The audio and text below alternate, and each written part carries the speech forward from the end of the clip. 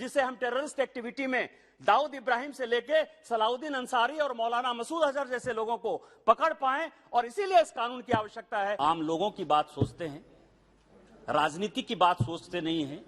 जैसे उन्होंने 370 खत्म किया, जैसे क्रिमिनल को, टेररिस्ट को ठिकाने लगाने के लिए यूएपीए बिल में संशोधन किया, और जो अफगानिस्तान, पाकिस्तान और बांग्लादेश के जो हमारे हिंदू भाई थे जो कि धर्म के आधार पर यहां आ गए, उनको नागरिकता देने का काम किया। ये हमारे सरकार की कमिटमेंट दिखाती है और ये हमारे प्रधानमंत्री जी और गृह मंत्री की कमिटमेंट दिखाती है। सर, बड़ी चर्चा हुई, मुझे लग रहा था कि शायद मैं बोलूं ना बोलूं। बात हो रही थी सर कि मनीष तिवारी जी और कई एक लोगों ने चर्चा की कि अंग्रेजों ने असहयोग आंदोलन के कारण 1920 में यह बिल लाया। मैं इतिहास को ठीक करना चाहता हूं सर, भारतीय जनता पार्टी इतिहास को ही ठीक करती है। ये जो आइडेंटिफिकेशन बिल है 1901 में ब्रिटेन में लागू हुआ। 1901 में सर, यदि उन्होंने अपने नागरिक के लिए 1901 में लागू किया तो ये कैसे हमारे नागरिक के लिए 1920 में खिलाफ था? 1902 में ये फ्रांस में लागू हुआ और 1903 में ये यूएस में लागू हुआ और 1920 में हमारे यहां लागू हुआ। इसके बावजूद भी आप कह रहे हैं कि ये ड्रैकोनियन लॉ है, असहयोग आंदोलन के लिए लाया गया। फिर आप हमारे इंटेंशन पर क्वेश्चन करते हैं। मैं अभी देख रहा था इतिहास सर, इस देश में लोगों को, एक कोनाल इल्स ने बड़ी अच्छी किताब लिखी है, निगेशनिज्म इन इंडिया, भारतीयों को भूलने की बीमारी है। यूएपीए एक्ट आया जिसके कारण कि हमारे गृह मंत्री जी के ऊपर और प्रधानमंत्री जी के ऊपर लगातार क्वेश्चन होता है।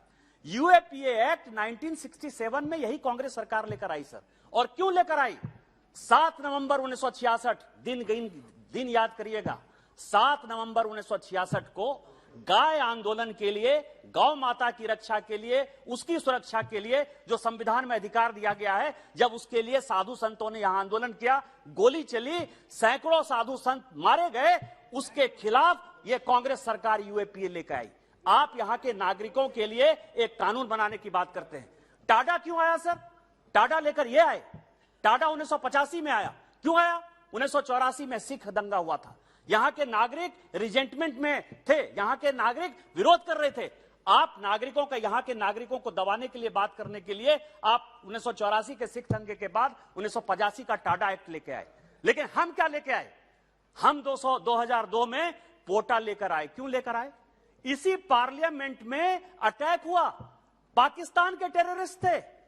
हम पाकिस्तान के, हम विदेशी टेररिस्ट जो इस देश को खत्म करना चाहते हैं, कमजोर करना चाहते हैं, उनकी साजिश का भंडाफोड़ करने के लिए यदि हम पोटा लेकर आए तो आप हमको कहते हैं कि हम गलत काम करने के लिए आ गए। आपने पोटा और टाडा सबको रिपील कर दिया 2004 में, लेकिन हमारा कानून सही था। और यही कारण है कि जब आप एनआईए की बात करते हुए आज नजर आए तो 2008 में आपको उसी टेररिस्ट एक्टिविटी के लिए 2008 में एनआईए लेकर आना पड़ा। आए कि नहीं आए? यदि इंटरनेशनल टेररिज्म को खत्म करना है, यदि क्रिमिनल को खत्म करना है तो लेकर आए कि नहीं आए? मैं केवल 2-3 पॉइंट कहूंगा सर। ये राइट टू इंफॉर्मेशन की बात करने वाली कांग्रेस और अपोजिशन आज राइट टू प्राइवेसी की बात करती है। जितने लोग अपोजिशन में बोले सर, राइट टू इंफॉर्मेशन के वो सबसे बड़े पैरोकार है। इंटरनेट की बात करते हैं, प्राइवेसी की बात करते हैं, क्रिप्टो करेंसी आ जाना चाहिए, इंटरनेट आना चाहिए, सबका समर्थन करते हुए नजर आते हैं। लेकिन हम सांसद होने के नाते देखिए इस बिल का मकसद क्या है सर? जो कन्विक्ट है और जो क्रिमिनल है, क्या ये इस पार्लियामेंट में डिबेट में हम उसको बचाते हुए नहीं नजर आए? राइट टू प्राइवेसी में मैं कह रहा हूं कि हम सांसद होने के नाते जब हम अपना हलफनामा दाखिल करते हैं तो सारा कुछ देते हैं कि कौन सी संपत्ति है, कहां है, कौन सा बैंक अकाउंट है, कौन सा पैन नंबर है। क्या हमारे ऊपर राइट टू प्राइवेसी लागू नहीं होती है? क्या सांसद के लिए अलग कानून और दुनिया के लिए अलग कानून, क्रिमिनल के लिए अलग कानून? आप अपने आप को डिस्क्रिमिनेट कर रहे हैं। सांसद के लिए अलग कानून। आज आप मोबाइल लेने के लिए जाते हैं, सिम कार्ड लेने के लिए जाते हैं, क्या आप पैन नंबर नहीं देते? क्या आधार नहीं देते? क्या आप अपना फोटो नहीं देते? क्या आपकी प्राइवेसी? कौन ऐसा आदमी इस हाउस में जिसके पास की अपना मोबाइल नंबर नहीं है, सिम नंबर नहीं है? आप देते हैं। आप साधारण आदमी, हम आम आदमी जिसके ऊपर कोई क्रिमिनल केस नहीं है, उसके लिए आप पैन नंबर, आधार नंबर, फोटो सब देने की बात करते हैं, तब आपको मोबाइल मिलता है। आपको उस वक्त डाटा प्रोटेक्शन नहीं नजर आता है। लेकिन यदि कन्विक्ट के लिए और क्रिमिनल के लिए यदि दिया जाएगा तो उसके लिए पूरी पार्लियामेंट में है कि आपने ड्रैकोनियन लॉ ला दिया। क्या यही इसी तरह से हम बात करेंगे? और यदि टेक्नोलॉजी की यदि बात करें, मैं आपको बताऊं कि सर इस टेक्नोलॉजी से कितना बेनिफिट हो सकता है। 1992 में एक इनोसेंस प्रोजेक्ट जो है चलाया बेंजामिन स्कूल लॉ अमेरिका ने, और वहां उन लोगों ने, दो लोग थे सर, पॉल न्यूफेल्ड और बैरी सॉक। उन्होंने ये सोचा कि ये डीएनए जो लिया जाता है क्रिमिनल का, इसका क्या फायदा है और क्या नुकसान है। इसका एक पॉजिटिव एंगल भी देखना चाहिए, क्योंकि टेक्नोलॉजी की तरफ हम जा रहे हैं। और आपको आश्चर्य होगा कि बेंजामिन स्कूल लॉ न्यूयॉर्क ने एक बड़ा अच्छा शोध और रिसर्च पेपर 1992 में तय किया कि उसने 500 लोगों का यदि सैंपल लिया और 500 लोगों पर यदि इस तरह के टेक्नोलॉजी के आधार पर क्या कन्विक्शन हुआ है, तो आश्चर्य लगेगा कि 350 लोग यदि निगेटिव थे तो 150 लोगों को इस टेक्नोलॉजी के नाते कन्विक्शन से अलग किया गया, उनको बरी किया गया कि आप नहीं चाहते कि इस टेक्नोलॉजी से हम जो है उसी तरह का पॉजिटिव पॉइंट, हमेशा निगेटिव पॉइंट सोचते हुए हम यदि आगे बढ़े तो ये अच्छा नहीं होगा। हमको वो भी देखना चाहिए।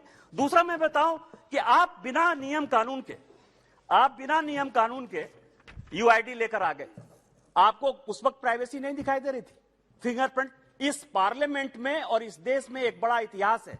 यहां भर्तृहरि महताब साहब और यहां शिव कुमार उदासी साहब बैठे हुए हैं। हम लोग सब फाइनेंस कमेटी के मेंबर थे, हमने रिजेक्ट कर दिया। कोई कानून नहीं था। हमारी भारतीय जनता पार्टी की सरकार ने यूआईडी का कानून लगाया। आपने 130 करोड़ लोगों का बिना किसी कानून के जो है डाटा कलेक्ट करने का फैसला किया। और आप यदि दुनिया के प्राइवेसी की बात करते हैं तो मैं एक केस स्टडी लेके आया sir. UK biometrics and forensic ethics group बना था, जिसने कि इंग्लैंड में यूआईडी बायोमेट्रिक लागू नहीं होने दिया।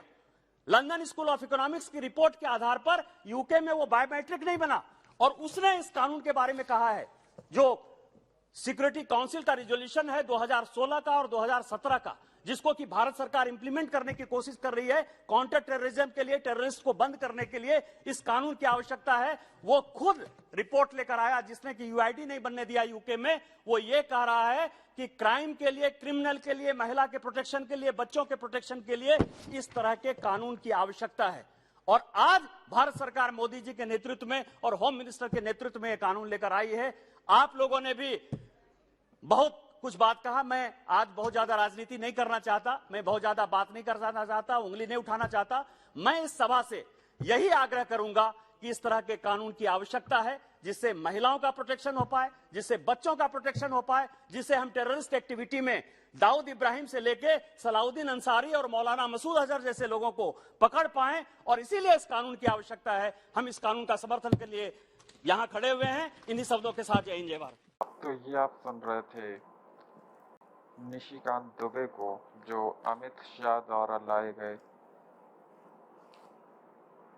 क्रिमिनल प्रोसीजर आइडेंटिफिकेशन बिल 2022 के समर्थन में बोल रहे थे। साथ ही उन्होंने कांग्रेस के शासन में तमाम कानून जो रिपील कर दिए गए और कांग्रेस की कई खामियों को भी उजागर किया। ऐसे ही वीडियो देखने के लिए सब्सक्राइब करें और बेल आइकन दबाना ना भूलें। आप इस वीडियो को शेयर भी कर सकते हैं और लाइक भी। जय हिंद, जय भारत।